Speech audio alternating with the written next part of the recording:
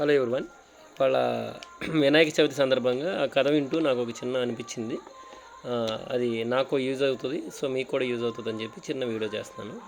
ఏంటంటే వినాయకుడు గణాధిపతి ఎలా అయ్యాడు అనేది ఈ వీడియోలో సారాంశం. గణాధిపతి ఎలా అయ్యాడు ఆయన? దేవతలందరూ వచ్చి గణాలకు అధిపతి ఎవరైనా ఉంటే బాగుంటుంది అని చెప్పంటే గణేశుడిని సపోర్ట్ చేశారు అందరు ఫస్ట్. కానీ తమ్ముడు ఒప్పుకోలేదు. తమ్ముడు ఒప్పుకోరు కదా, అన్నదమ్ముల మధ్యలో మామూలుగా ఉండదుగా, ఒప్పుకోలేదు. అప్పుడు ఇద్దరి మధ్యన పోటీ వచ్చింది. అందుకని అన్నదమ్ములు ఇద్దరికి కలిపి పోటీ పెట్టారు. ఏంటి, అన్ని నదుల్లో ఎవరైతే ముందు స్నానం ఆచరించి తల్లిదండ్రులకు వస్తారో వాళ్ళకే గణాధిపత్యం ఇవ్వండి అని చెప్పి.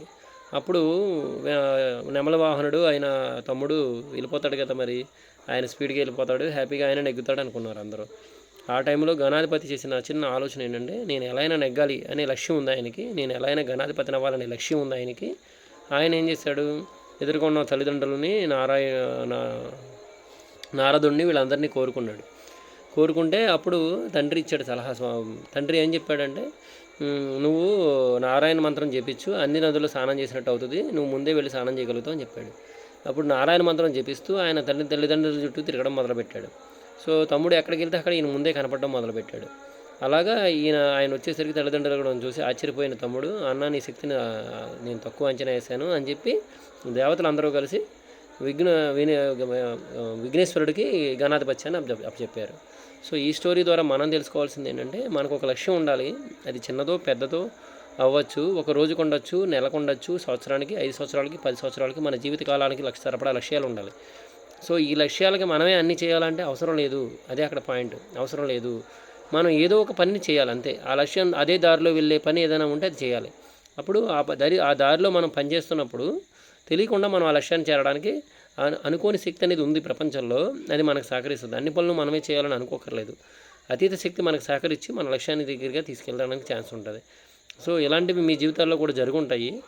కాకపోతే మీకు అది తెలియదు ఎప్పుడు మీకు లక్ష్యం లేకపోతే. అదే మీకు లక్ష్యం ఉందనుకోండి, ఖచ్చితంగా తెలుస్తుంది నాకు ఇది ఇలా జరిగింది అద్భుతంగా అని. సో ప్రతి ఒక్కళ్ళు కోరుకోండి, మంచి లక్ష్యాలను ఏర్పాటు చేసుకోండి. ప్రతిరోజుకి ఒక లక్ష్యాన్ని ఏర్పాటు చేసుకోండి, నెలకి ఒక లక్ష్యాన్ని ఏర్పాటు చేసుకోండి, ప్రతి సంవత్సరానికి ఒక లక్ష్యాన్ని ఏర్పాటు చేసుకోండి, 10 సంవత్సరాల తర్వాత ఒక లక్ష్యాన్ని ఏర్పాటు చేసుకోండి.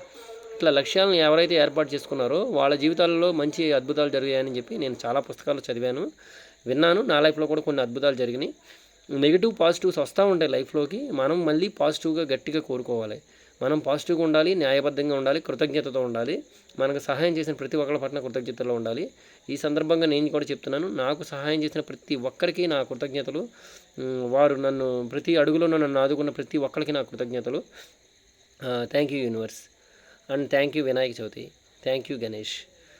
అండ్ మీరు కూడా మీ లక్ష్యాలను డిసైడ్ చేసుకుని రాసుకోండి, ఖచ్చితంగా నెరవేరుతాయి. దానికి సంబంధించిన ఏదో ఒక చిన్నదో పెద్దదో పని స్టార్ట్ చేయండి. Thank you very much.